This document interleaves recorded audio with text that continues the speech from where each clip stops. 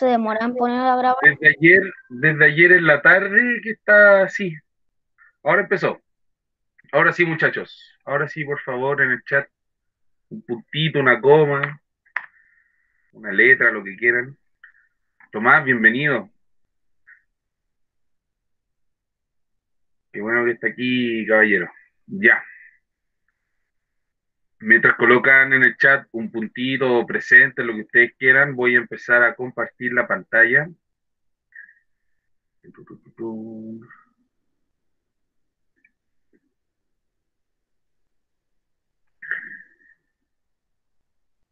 Y esencialmente lo que vamos a ver hoy Eh, el objetivo de hoy es conocer la economía durante la sociedad colonial en América, ¿ya?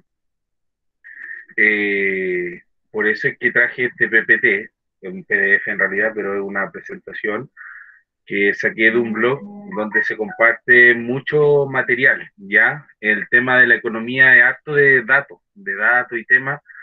Entonces lo traje porque me pareció bastante bueno y explica las cosas bien simple y bien detalladas. Me refiero y bien resumidas, ¿ya? Que sabemos bien que no contamos con mucho tiempo, por lo menos no con el tiempo que teníamos antes en clase, ¿cierto? Por eso es que hoy vamos a ver la economía en la colonia. Nos vamos a enfocar netamente en eso. Yo sé que es un tema que venimos viendo hace rato, yo sé que es un tema que venimos viendo desde la conquista, la guerra de Arauco, y es por eso que ahora vamos a verlo más a detalle, ¿ya? Para eso hay que entender que la colonia eh, el sistema colonial, la época colonial en Chile, se basa netamente en esta idea de explotar los recursos naturales de un lugar, ¿cierto? España, que es el país dueño de estas colonias, ¿para qué quiere estas colonias? ¿Para qué piensan ustedes que un país querría colonizar un lugar? Lo acabo de decir. ¿Por riqueza? Exacto, por riqueza. Lo que busca España y lo que busca Inglaterra con sus colonias, Francia con sus colonias, es extraer las riquezas de esos lugares. Netamente eso. Recordemos que hoy en día, claro, hoy en día en las relaciones de política internacional y todo eso, eso sería súper mal visto, ¿cierto? Aunque se hace a través de la empresa, pero en estricto rigor eso ya no existe, el colonialismo, ¿cierto? La finalidad justamente era explotar los recursos naturales y para eso vamos a tener distintos espacios donde se daba esto. Voy a partir por los de acá abajo porque era lo que encontrábamos comúnmente en el resto de América, ¿ya? Y después me voy a ir detallando o enfocando en lo que es Chile, ¿ya? Primero que nada, de América se sacaban dos tipos de recursos, ¿ya? Recursos agrícolas, ¿ya? Y recursos de la minería, minerales. Centroamérica, toda la parte ecuatorial y caribeña, se caracteriza por haber explotado lo que es la agricultura, ¿ya? La caña de azúcar, sobre todo, era uno de los productos que más se exportaba a Europa, ¿ya? El café, el tabaco, son cosas que son de origen americano, las papas, el choclo, todas esas cosas se llevaban a Europa y se vendían allá. En Chile efectivamente sí, ya también se explotaba la tierra y todo eso, pero vamos a ver por qué en Chile no se da de una forma tan masiva, ¿ya? En Centroamérica estamos hablando de kilómetros de plantaciones con centenares de esclavos, centenares de trabajadores, ¿ya? En cambio en Chile se va a dar una cosa que se llama la hacienda, ¿ya? Lo mismo que en el caso, que va a ser distinto al caso del resto de América porque tanto en la minería como en Perú y México, como en la agricultura, vamos a tener un trabajo amplio, ¿ya? Siempre, en cambio, en Chile, con la hacienda, vamos a tener otro tipo de espacio económico, ¿ya? Para que se hagan una idea, yo creo que, o sea, hemos hablado, creo, de la hacienda, ¿cierto? Antiguamente, ¿o no? Creo que no. Quizás no, parece que no, parece que en este curso no hemos tocado el tema aún de la economía colonial. La hacienda, para que se hagan la idea, era la casa de estos descendientes de los conquistadores, ¿cierto? De los criollos. Los criollos vivían en la hacienda. Para que se hagan una idea, la hacienda era una casa que tenía una porción de terreno bastante grande y considerablemente grande, ¿ya? En ese lugar, este criollo tenía su encomienda. ¿Se acuerdan lo que es la encomienda? Que es este grupo de indígenas asignado por la corona como premio para que trabajaran las tierras. Él tenía su encomienda y lo hacía trabajar ahí, ¿ya? Es un sistema más parecido como, a ver, es como si es distinto a lo que podría ser una producción masiva, que es lo que se trataba de lograr hacer en los otros países. ¿Dudas? ¿Se entiende? ¿Me comprenden?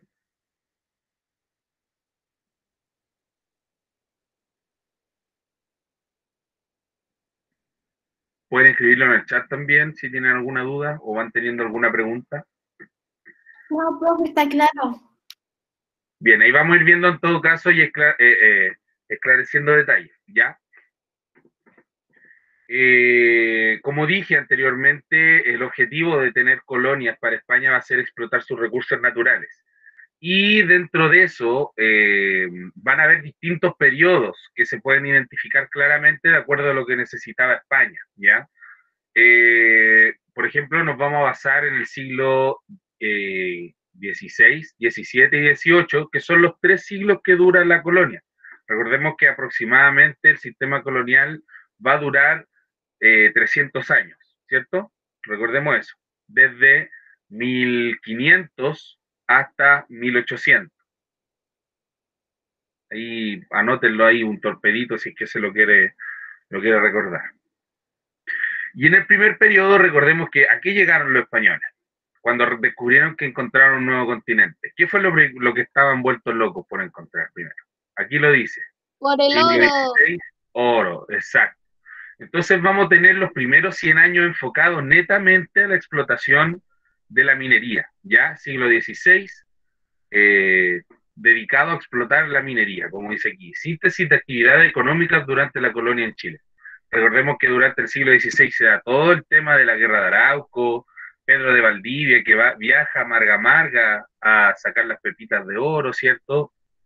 Todo este tema en Perú también, de andar buscando el oro con los primeros conquistadores, por así decirlo. O sea, Luego, profe, dígame, ¿van viajando por oro nomás?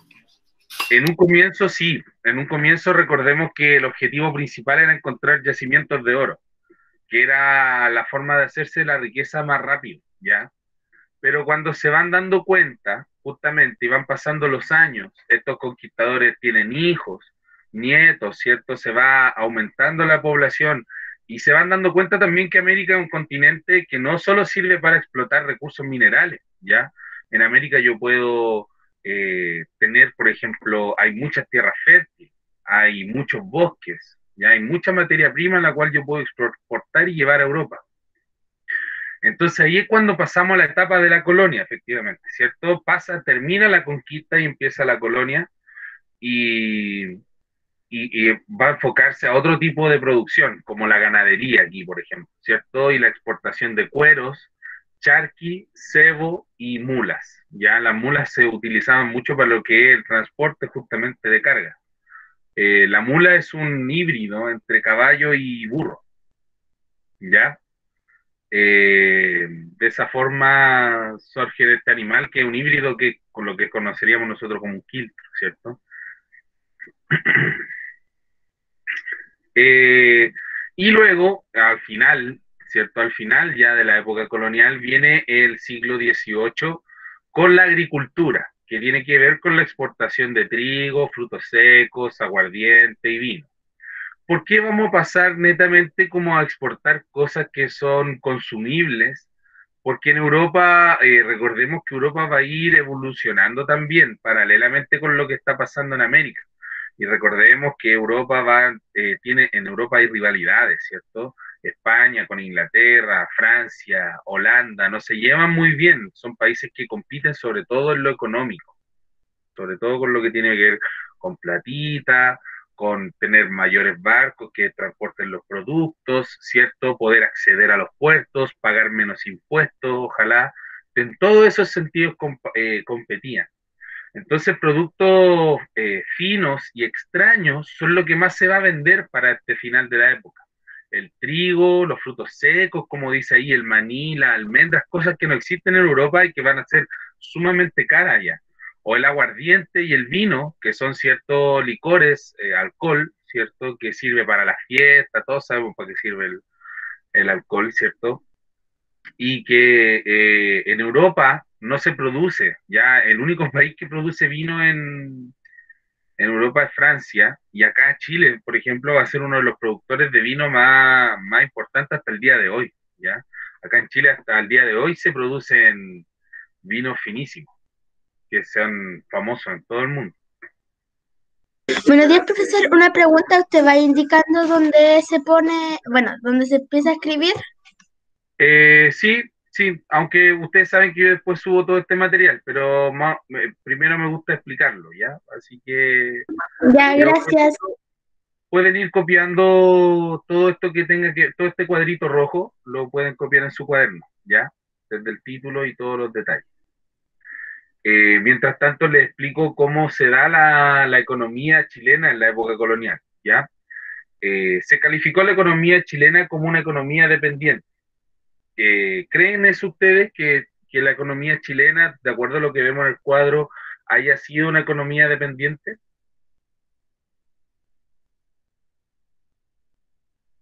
¿Podría Chile, por ejemplo, así adelantándonos un poco, vemos que hay productos minerales, hay cuero, charqui, cebo, ¿cierto? Hay trigo, frutos secos, aguardiente, vino. ¿Ustedes creen que Chile podría mantenerse por sí solo?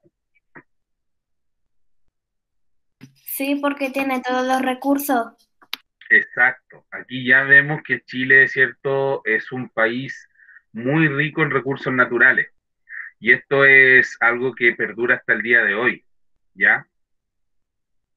Sí, hay un Freddy García y no sé por qué se llama, llegó y entró porque en el fondo tiene mail institucional. Ah, pero es un cambio de nombre nomás. Sí. Eh,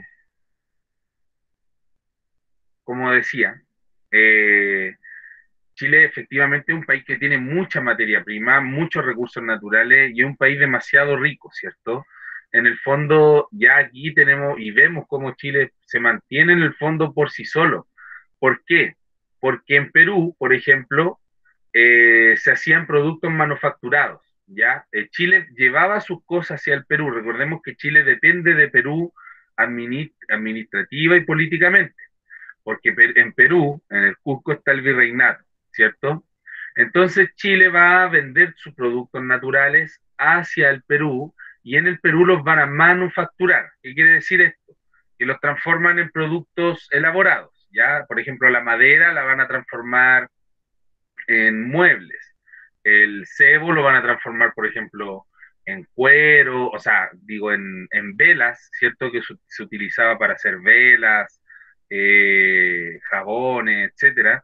¿Y por qué va a ser tan importante el tema de las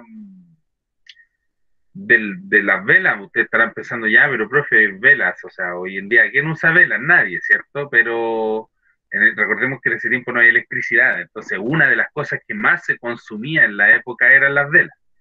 El azúcar, el cacao, el tabaco, todas esas cosas van a salir desde Perú, ¿ya?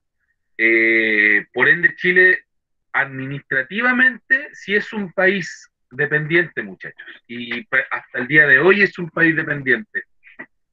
¿Por qué? Porque está bien, yo puedo tener un territorio, ¿cierto?, muy rico en lo que es materias primas, pero si yo no trabajo la industria para producir los recursos o los productos, mejor dicho, no me sirve de nada. Por ejemplo, hoy en día Chile sigue siendo una economía dependiente, ya que nosotros seguimos exportando materias primas, pero esta vez nuestro producto estrella, por ejemplo, ¿cuál es? ¿Qué es lo que mayoritariamente El Chile cobre. exporta? El cobre, muy bien. Y ese cobre, por ejemplo, que le vendemos mayoritariamente a China y a Estados Unidos, nosotros lo vendemos en barras de cobre, ¿cierto? En cobre en bruto. Y en esos países se fabrican cables, circuitos, estas placas que se ocupan para los computadores, qué sé yo.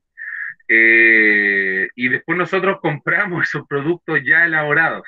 Entonces nos transforman en un país económicamente dependiente, y no solamente eso, sino que a través de ese sistema económico, nosotros como país y economía mundial, posición mundial económica, estamos destinados a estar siempre en un retraso. Estamos destinados siempre a ser un país tercermundista, porque siempre estamos destinados a vender los productos en bruto y después comprar más caro los productos ya elaborados. ¿Me entiendes? O sea, nosotros no fabricamos autos, por ejemplo, vendemos los materiales, los minerales, para elaborar todas esas cosas, pero después compramos el auto. Lo mismo con los Pero, celulares. profe, igual es como súper tonto porque al final, si uno tiene todos los materiales, podría empezar a construir, pero finalmente como que no, como no saben armar todo, como que les cuesta. Y sabes lo que pasa, Matilda, que no va una cosa, no tiene que ver una cosa con un tema intelectual, ¿ya? Porque no tiene que ver con una cosa que uno diga, ah, somos tontos los chilenos, no podemos armar un celular. No tiene que ver con eso, precisamente. Tiene que ver con un tema de impuestos y todo lo que se paga en tanto a patentes para hacer una marca, elaborar y todo eso, un producto. Aparte, que el mundo ya está establecido, la torta ya está repartida, ¿cierto? Entonces existen grandes marcas, grandes conglomerados, monopolios, que en el fondo son dueños de esos productos y que es muy difícil insertarse en el mercado. De hecho, no corresponde con el tema de la clase, pero Chile tuvo un momento, una época en un periodo histórico de Chile en que impulsó el desarrollo interno. ¿Ya? Se impulsó la industria interna, se trató de producir productos nacionales, pero finalmente cuando se produce el golpe militar, se establece este sistema neoliberal, se borra todo eso, toda esa intención, ¿cierto? Y se vuelve al modelo de país monoexportador. Se acaba eso.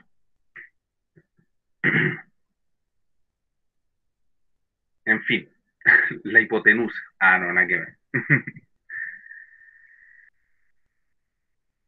Aquí está. ¿Terminaron de copiar el cuadrito? ¿O le falta un poquito? No, sí. Sí, ¿Dudas, profe.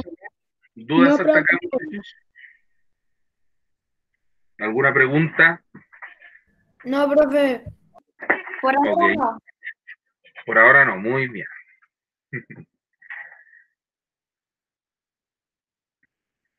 Entonces, a resumen de todo lo que hemos visto, ¿cierto? Chile durante la colonia es un país que exporta materias primas, ¿ya? Exporta todo lo que es en un comienzo minería, después pasa por la ganadería y después por la agricultura, ¿ya? Todos los productos que vienen directamente de la tierra.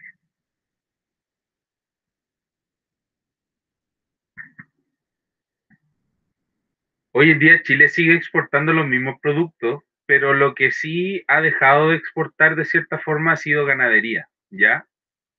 Porque otros países de Sudamérica han tomado la rienda en lo que es producción ganadera. Argentina o Brasil son uno de los principales productores de carne, cuero y productos animales de la región. Entonces Chile, en el fondo, sí produce, tiene, tiene ganadería, pero no a nivel industrial, por así decirlo.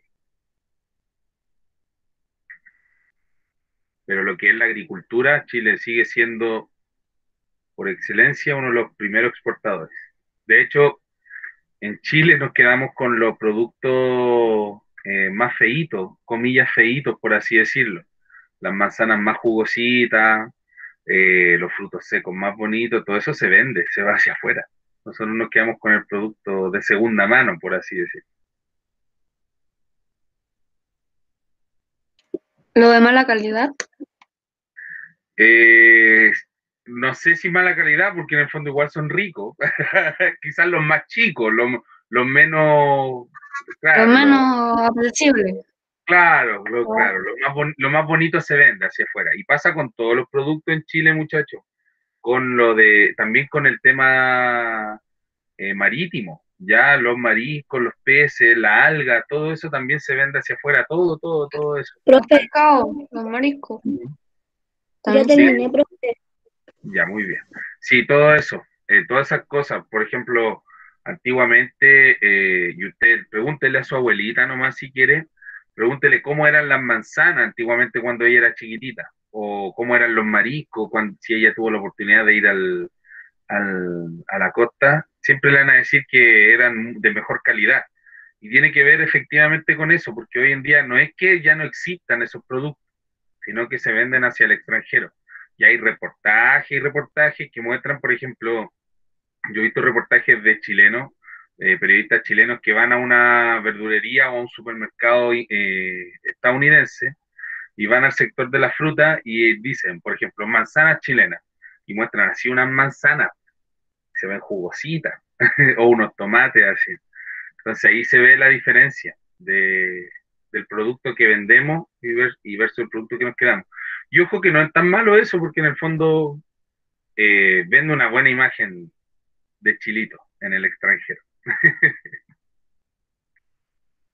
Bien, pasamos al tema de hablar de los recursos, o sea, de los recursos humanos, ¿cierto? A quiénes son los que trabajan en este sistema. ¿Escribe? ¿Aló? Dígame. ¿Se ¿Aló? escribe? Sí, escríbanlo, por favor, porque es un esquema sumamente importante. Es decir, durante la colonia en que trabaja no es el criollo y mucho menos el español peninsular, ¿cierto? Ellos no van a meter las manos a la tierra, como se le ocurre. Los que trabajan la tierra, los que producen, los que se dedican al trabajo, son los van a mapuches. ser justamente estos tres grupos sociales que son los indígenas, africanos y mestizos, ¿cierto? Que se van a dedicar o son pertenecientes a las siguientes definiciones, que el indígena se asocia netamente con el tema de la encomienda. Recordemos que por un tema de protección a la población indígena, por un tema de mantener la población indígena viva, ¿cierto? A un conquistador o a un criollo español, ¿cierto? Se le otorgaba un grupo de indígenas, el cual él tenía que dedicarse a proteger, tenía que dedicarse a evangelizar, vestir y alimentar, ¿cierto? A cambio de que estos indígenas trabajaran para él, ¿ya? Eh, Era una cosa así como una especie de señor feudal y un vasallo, ¿ya? Luego están los africanos, que son netamente tratados como esclavos. ¿Qué hace un africano en América? Se preguntarán ustedes, ¿cierto? O sea, no tiene nada que ver como africano en América. Bueno, pasa, por ejemplo, de que cuando no pasó tanto en Sudamérica, pero sí en Centroamérica y en la zona ecuatorial, el Caribe, pasó que fue la primera zona en ser conquistada por los españoles, ¿cierto? Centroamérica. Y en ese lugar fue tanta la matanza a los indígenas que se extinguieron a los indígenas en ese lugar. Entonces los españoles llegaron a no tener quien trabajara las tierras. Entonces, para traer gente para trabajar las tierras, trajeron esclavos de África. ¿Me entiendes? Por eso es que hoy en día en Centroamérica la mayoría de los rasgos de las personas, si nosotros vemos Centroamérica, la mayoría son de rasgos africanos, ¿cierto? La mayoría son, como se dice coloquialmente, negritos, ¿cierto? Los negritos, su pelo crespo, piel Piel morena, oscura. piel oscura, ¿cierto? Pero esos rasgos no son originarios de América, pues, muchachos. ¿Me entienden? Son africanos. Exacto, Son de África. vienen desde África y vienen desde esta época y llegaron como esclavos. Por eso es que es tan llamativo eso. Y es el rasgo que predomina en ese lugar. En fin, y por último están los mestizos, que tienen que ver con el tema del inquilinaje. El mestizo es como, por así decirlo, el empleado mejor tratado, ¿ya? Y también tiene que ver con un tema racial. Recordemos que el tema racial durante esta época en el sistema colonial va a ser totalmente lo que defina tu estilo de vida, tiene que ver mucho de dónde yo vengo, la sangre que llevo, ¿cierto? A la raza, etnia a la cual pertenezco, tiene mucho que ver por cómo el rol que voy a desempeñar en la sociedad, ¿cierto? Y recordemos que el mestizo, como dice la palabra, es una mezcla entre indígena y español, ¿cierto? Por ende, tampoco se le trataba tan mal como un indígena, ni se le daba un mejor trato. Aparte de que al mestizo tenía cierta protección y se le otorgaba cierta educación, ¿cierto? Entonces el mestizo era como, además, no era solamente un poquito más protegido, sino que era también el que sabía, por ejemplo, hacer muebles, era el que sabía construir, era el que sabía, era herrero. Entendiendo, el mestizo también tenía su gracia, era como un empleado especializado, ¿ya? Y se le trataba como tal, por un tema racial y por un tema social.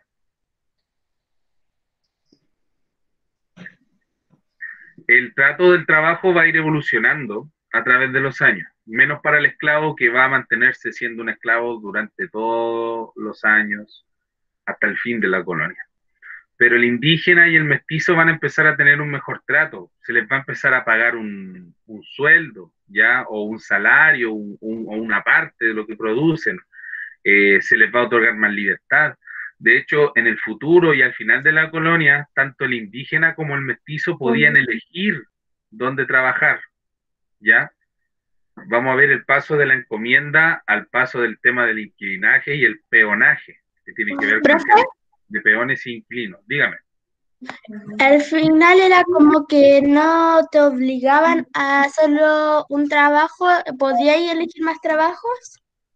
¿Era Eso, eso? eso al principio no va a ser así. Al principio van a determinar quién trabaja para cada cosa, pero a lo largo de los años justamente se le van a ir otorgando esas libertades a los indígenas y a los mestizos.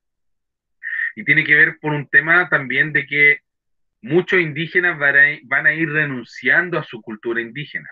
Se van a cambiar los apellidos, se van a españolizar, como se dice, ¿cierto? Y también el hecho de que esto mismo va a ir provocando que la población mestiza sea mayoritaria, incluso la indígena. Ya van a haber más mestizos que indígenas al final de la colonia. Y eso va a hacer también que se le empiece a tratar de mejor manera al mestizo y en mejor manera, entre comillas, porque igual es como una esclavitud implícita todo esto, pero se le permite que trabajar, No van a tener derecho, ¿no?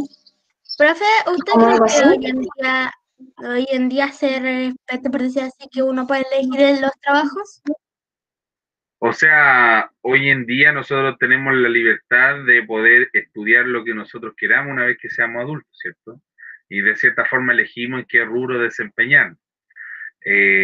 Claro, hay un montón de críticas que se le puede hacer a un sistema laboral actual, pero no se compara para nada con lo que vivía la gente en esta época. O sea, en este tiempo la gente no tenía muchas libertades. Aparte que al africano, por ejemplo, si desobedecía, se le maltrataba, se le castigaba, al indígena igual, al mestizo se le echaba, por ejemplo, y un mestizo fuera de una hacienda o fuera de un lugar donde trabajar no tenía nada más que dedicarse que a robar o cualquier actividad ilícita, por así decirlo, ¿ya? Entonces son grupos sociales que en el fondo si tienen algo en común con los grupos sociales más bajos hoy en día, es que están destinados a esta especie de marginalidad, ¿cierto? En el fondo, si no eres parte de este sistema, estás destinado a estar al margen, a estar expulsado. Y va a pasar mucho en esta época. No piensen que, o sea, hay grupos de indígenas que van a permanecer, ¿cierto? En la Araucanía, por ejemplo, que no se van a mezclar con el sistema colonial durante esta época, o grupos de mestizos que no obedecen lentamente a la voluntad del rey o de los indígenas y que se transforman en grupos, por así decirlo, anarquistas que se dedican al robo o a la autoproducción. Se daba mucho en esta época. No se habla mucho de eso en la historia, sí. Menos en los colegios. pero sí, había muchos grupos marginales también durante esta época. Se perseguían y se mataban, sí, po, a todos esos cuadreros. No se les trataba nada bien. Aquí hablando de la explotación laboral en el sistema de encomiendas. Leamos el siguiente texto. El final está cortado, pero yo lo termino, no se preocupe. Los indígenas fueron asignados a los españoles como premio a su labor a los conquistadores, ¿cierto? Era un premio. La encomienda de indios fue precisamente la entrega de un grupo de indígenas por parte de la autoridad a un conquistador. Esto lo pueden copiar en su cuaderno para que tengan claro lo que era la encomienda. Sin embargo, no eran entregados en propiedad, sino como una cesión para que el español los, comillas, cuidara, evangelizara y alimentara a cambio de un impuesto y un trabajo racional. O sea, me explico. ¿Qué es lo que tiene que hacer el español con el indígena? Darle comida, darle ropa y darle un techo para vivir, ¿cierto? A cambio, este indígena va a trabajar la tierra y me va a pagar con los productos, con una parte del producto que él trabaja, ¿cierto? De esta forma se establecía el sistema de encomienda, ¿ya?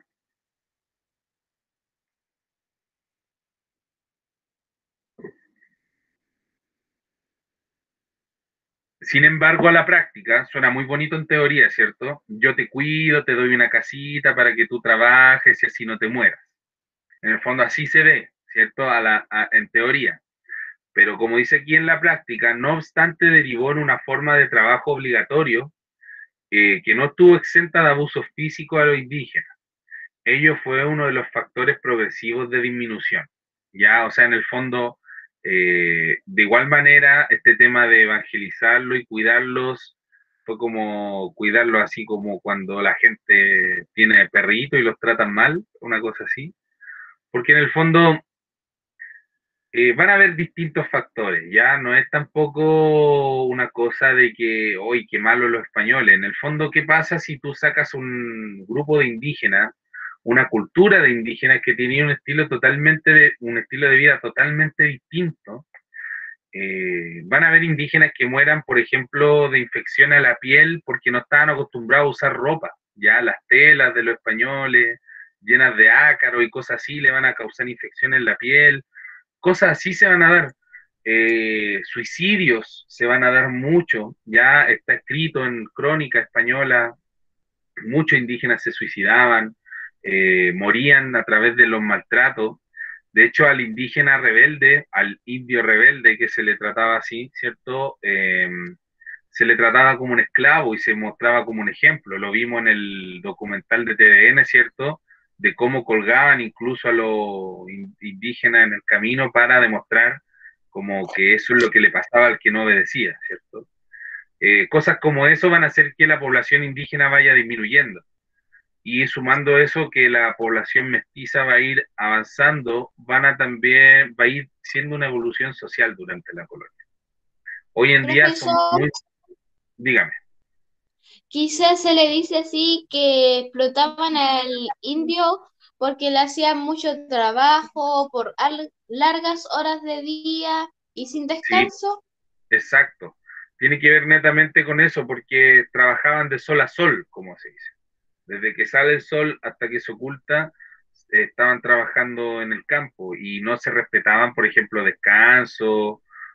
Solo lo que escribí en amarillo, escríbanlo, ténganlo en su cuaderno, ¿ya? Porque yo después todo esto lo subo y usted lo puede ver en Classroom si lo necesita para alguna evaluación que vayamos a hacer, que ahí vamos a hablar de eso, o algún pregunta, etcétera.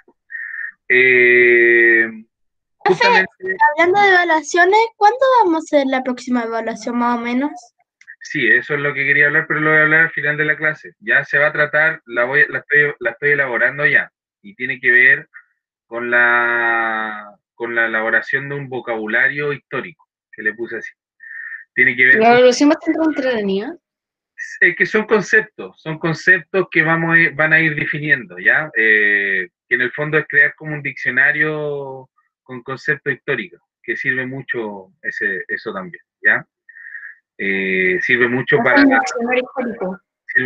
el estudio de la historia, porque son conceptos históricos que van a ver toda la vida, hasta que salgan de cuarto medio y vean historia, ¿cierto?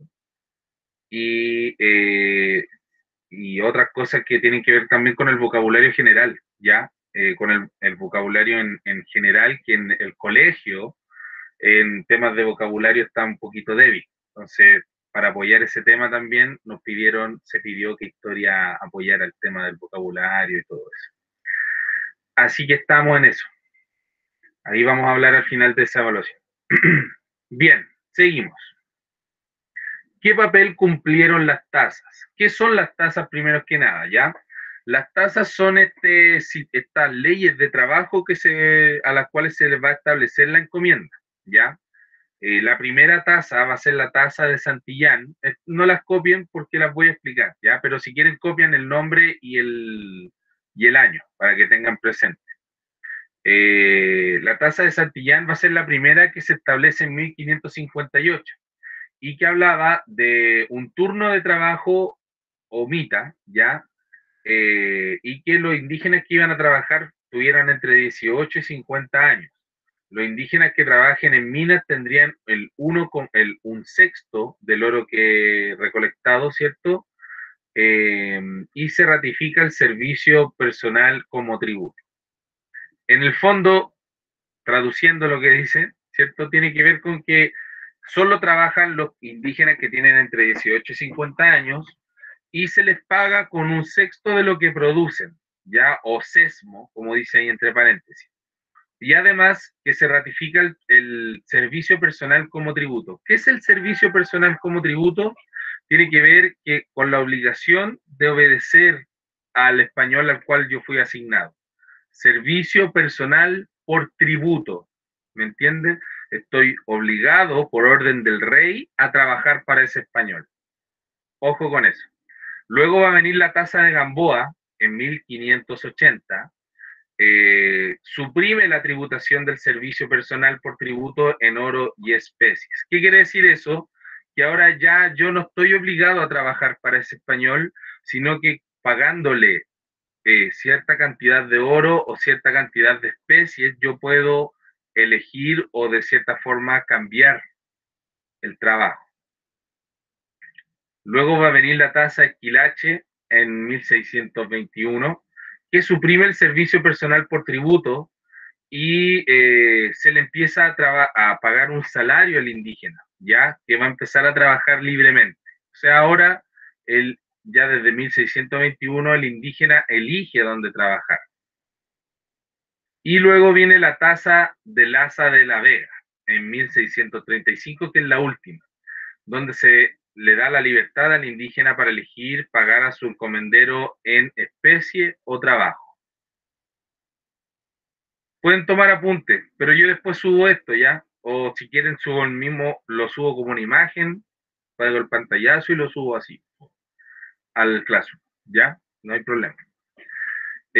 Como dice, aquí dice en rojo algo muy importante, ¿ya? Reglamentaron el trabajo indígena limitando los abusos de encomenderos. Estas reglas, junto a la caída de la población indígena, propiciaron el debilitamiento de la encomienda, ¿ya? ¿Qué va a pasar? ¿Por qué se va a ir suavizando las leyes para el indígena? Porque en el fondo, con los malos tratos, como dice ahí, van a ir disminuyendo, al punto tal de que van a ser muy poquitos los que van a existir al final de la colonia. Y va a dar paso de la encomienda a otro sistema que se le conoce como el inquilinaje, ¿ya? Y ahora vamos a verlo a continuación. ¿Cómo evolucionó la encomienda? A partir del siglo XVII, la encomienda está en crisis. Ello lleva a la masiva importación de la población africana como mano de obra esclava para que también los indios en guerra podían ser esclavizados. Ya en el fondo, y cuando se empiezan a acabar los indígenas, empiezan a traer a los esclavos de África, ¿cierto? En cambio, en Chile, la encomienda se ruraliza, ¿ya? Y los mestizos se transforman en la mano de obra predominante. ¿Qué va a pasar? En Chile los indígenas nunca los van a exterminar, ¿por cierto? O sea, por lo menos no los mapuches, ¿me entienden? Eh, entonces, va a pasar esto de que la población indígena, si bien va a disminuir, también va a ir creciendo la población mestiza, porque no todo fue malos tratos, no todo fue agarrarse a coscacho, también había amor por ahí, ¿cierto? Entonces también surgieron los mestizos, muchos mestizos por aquí y por allá, eh, y en el fondo no va a ser necesario traer, no va a ser necesario traer población extranjera, no va a ser necesario traer africanos. ¿Van a haber esclavos negros en Chile? Sí, pero se dedicaban netamente a labores domésticas y solamente los tenían los españoles peninsulares, ¿ya? Los que venían de España de repente traían un esclavo personal que le hacía el aseo y qué sé yo, un grupo de esclavos. Pero el criollo chileno no va a ser de tener esclavos, ¿ya? Muy difícilmente va a ser de tener esclavos, ¿ya?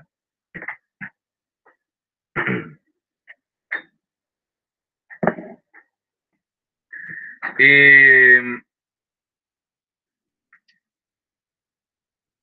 Acá hay algo importante que hay que rescatar, que es bajo la gobernación de Ambrosio Higgins, que es el papá de Bernardo Higgins, ¿cierto? En 1791 se abolió la encomienda. Él era virrey, él fue virrey del Perú, ya fue representante del rey en América.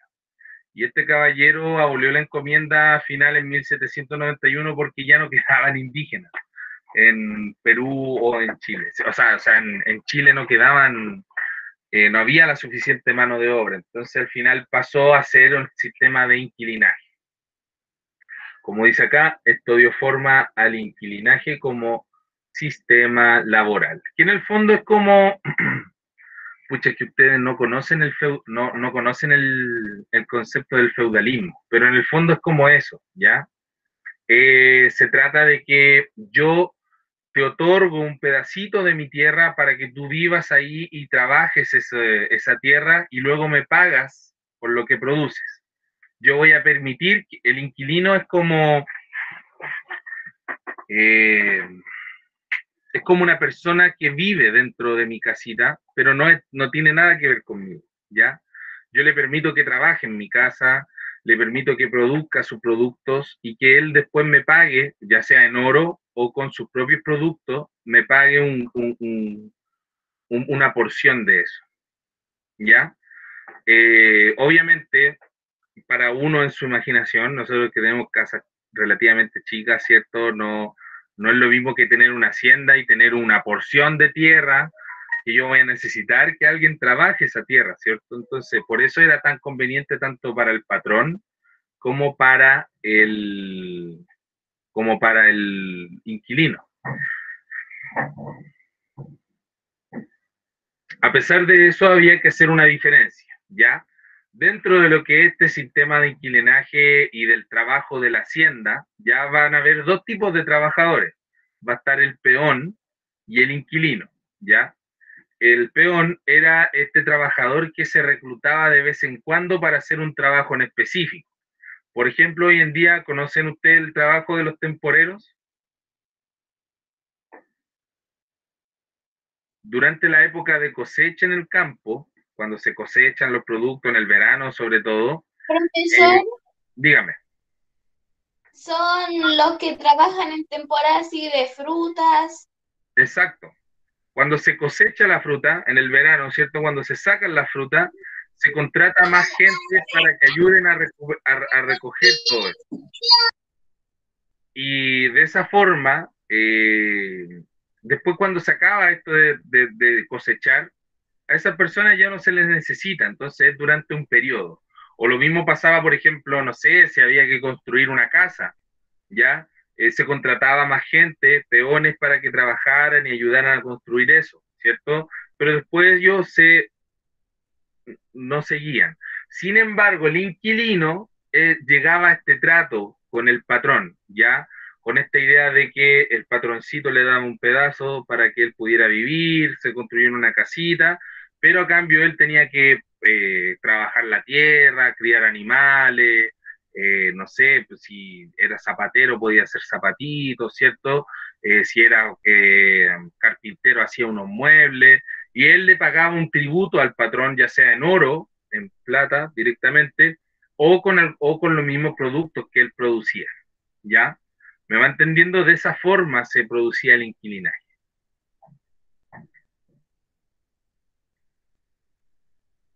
¿Cuál es la ganancia de esto para el patrón, que podría ser criollo o español peninsular?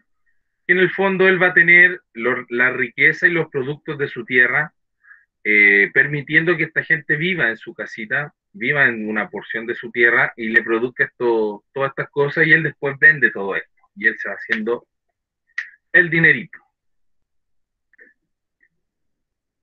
Mientras que el inquilino toma vino. Oh, ya. Pero es verdad, o sea, ha sido eso vamos a ver que es un tema social a lo largo de toda la historia.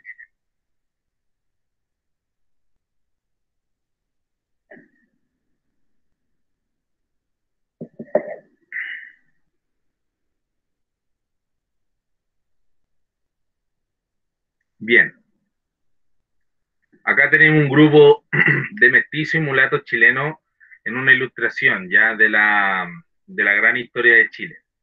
Se les muestra pasándolo bien y es porque en el fondo a eso se dedicaban en su tiempo libre, tanto mestizos, mulatos, inquilinos, porque en el fondo eh, hay que ver un poco la realidad de la época. Eran personas que no tenían nada más que hacer que trabajar, ¿ya? Estudiar, especializarse, el arte y esas cosas, así como dedicarse a cosas así, no era parte de la vida de ellos, ¿cierto? Ellos estaban destinados desde nacer a transformarse en mano de obra. Por ende, en su tiempo libre, y tiene que ver mucho esto con la herencia cultural y por qué en el fondo la cultura mestiza, popular chilena, es tan fiestera, ¿cierto? Tiene que ver con esto. Nace desde esta época, nace desde estas juntas que se hacían para pasar el tiempo, celebrar, ¿cierto? El chileno siempre ha tenido eso de ser bueno para juntarse a celebrar, por cualquier motivo. Acá tenemos algunas otras muestras de cómo se veían estos inquilinos, ¿cierto? Con estos trajes del campo, los ponchos, ¿cierto? Clásico, típico de la época, que hasta hoy en día los ponchitos son muy bien catalogados para el frío. Si tienen un poncho algún día, se los recomiendo. Y de esta forma trabajaban los inquilinos, arreando los animalitos, trabajando la tierra, con su caballito. Profe, Dígame. yo tenía un poncho, pero ya me quedó chico como hace 2 años. Era muy chiquitito, y todos van creciendo, ustedes están creciendo, ¿cierto? Ya, el inquilinaje como sistema de trabajo, documento histórico. Bueno, esto habla un poco de a qué se dedicaban, ¿ya? Habla formalmente, así que lo voy a leer, pónganme atención, no tienen nada que copiar aquí, ¿ya? Entre 1720 y 1750, los arrendatarios o inquilinos, miren cómo se les trata, arrendatarios o inquilinos. O sea, en el fondo no era una cosa de favor. El inquilino tenía que trabajar para el patrón. Ya no era una cosa que, déjeme vivir aquí y después podía pasar durmiendo. O sea, si el inquilino era flojo, chao. Una patada y para afuera. Eran decididamente productores. Esto es, pequeños empresarios agrícolas dependientes que solo en tanto tenían que pagar un canon de tipo comercial. Sin embargo, semejante a la asociación de deterioro en mediano plazo, pues desde 1760 aproximadamente los mercaderes y hacendados comenzaron a aumentar en modo dramático su presión sobre los labradores e incrementaron considerablemente los cánones de arriendo. Pagaron precios decrecientes por el tiro de los labradores, triplicaron el interés de los adelantos de dinero y aplicaron métodos dracónicos de cobranza. ¿Y qué pasa con esto? Que exigieron que los que no fuesen pagados tuvieran que pagar con servicio peonal obligatorio. Justamente esto es parte de lo que escribe Gabriel Salazar en Labradores, Peones y Proletarios, Pero lo que menciona justamente esto, y fíjese bien en los años, en 1720 y 1750, tiene que ver justamente con la llegada de lo que vimos en la clase anterior. ¿Se acuerdan cuando vimos las reformas borbónicas? Cuando empieza el tema de las reformas borbónicas, es que se acuerdan que la corona va a apretar la mano, va a decir necesitamos más dinero desde las colonias y van a poner más ojo, van a traer más gente a fiscalizar, van a traer más gente a que vea que se cumplan todas las leyes y se produzca mucho más. Entonces van a cambiar todo este tema y al inquilino se le va a empezar a tratar mucho peor y se le va a empezar a tratar ya netamente como un peón, ¿cierto? No se, va a perder de cierta forma, si es que no obedecía, se le podía castigar con trabajo obligatorio. Era ya más complicada la cosa para el inquilino. Bueno, el mestizaje ya lo hemos abordado continuamente. ¿Qué podemos destacar de esta parte? Más que nada que hay distintos tipos de mestizaje, no solo el que se da entre indígena y español, ya, sino que también, por ejemplo, entre indígena y negro se le conoce como sambo y entre negro y blanco se le conoce como mulato, ya, que son otro tipo de mestizaje y en el fondo son parte de toda la gama mestiza que pobla hoy en día Latinoamérica, ¿cierto? La sociedad colonial, a resumen, ¿cierto? Vamos a tener en un comienzo a los españoles peninsulares, que son los dueños del sistema, ¿cierto? Se dedican a gobernar tanto las autoridades de la iglesia como las autoridades políticas. Luego viene el criollo, que es el dueño de la tierra, es el dueño de la hacienda, el dueño de la mina, el dueño de la plantación de azúcar, ¿cierto?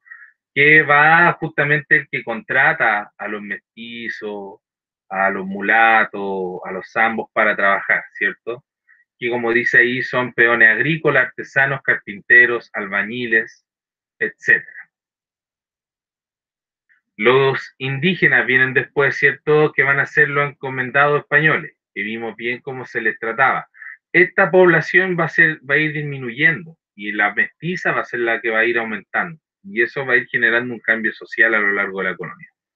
Y por último, los siempre maltratados esclavos negros, ¿cierto? Que hasta el final de la colonia tuvieron que sufrir lo peor de todo este sistema.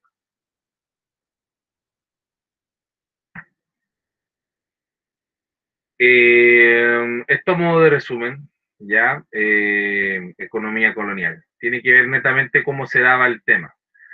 Chile tenía este rol de producir el producto, productos, materia prima.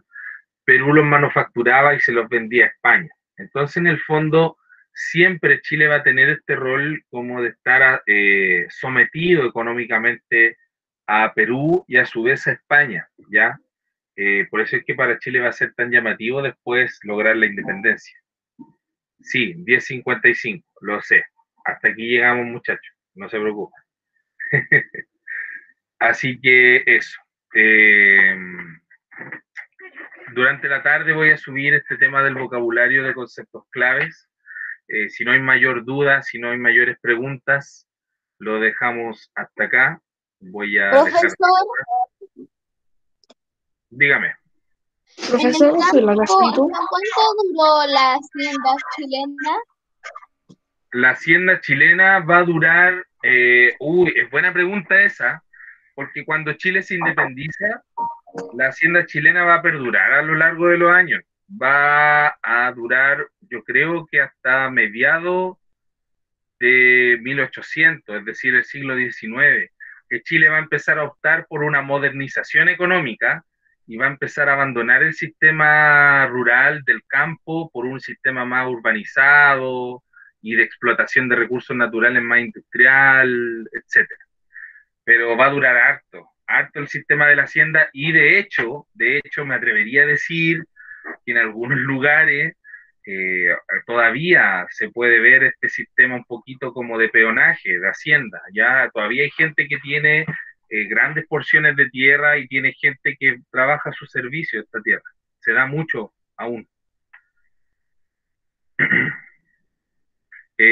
Martín tenía una duda también, antes que terminemos. Decía subir la clase de YouTube. Ah, sí, como todas las semanas, ya se sube inmediatamente. Así que eso no. Que estén muy bien, cuídense mucho. Chao, chao, que tengan una buena semana y nos Chao. vemos el